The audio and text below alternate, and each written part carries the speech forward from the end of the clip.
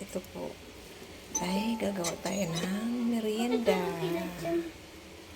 Merienda na biko. Itong gawa ko nito ay medyo may pagkaalat siya na biko para hindi siya umay masyado.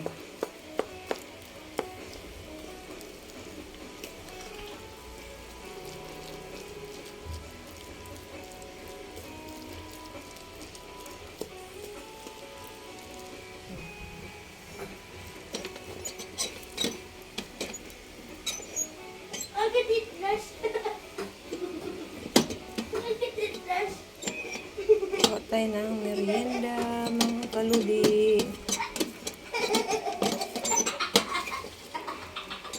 Justin, paano ka? Tuyaw na naman yung anak ko.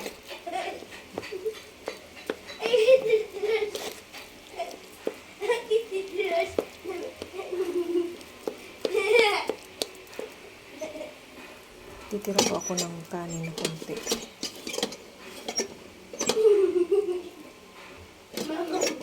I-mix ko po muna ito.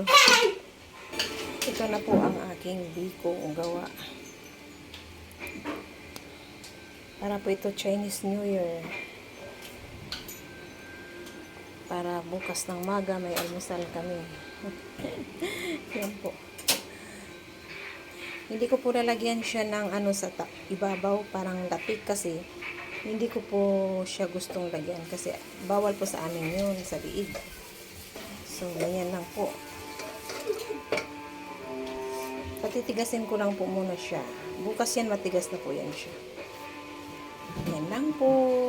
Thank you for watching, everyone. Order na po kayo ng biko. Sinong may gusto dyan? Mura lang po yung biko po, special.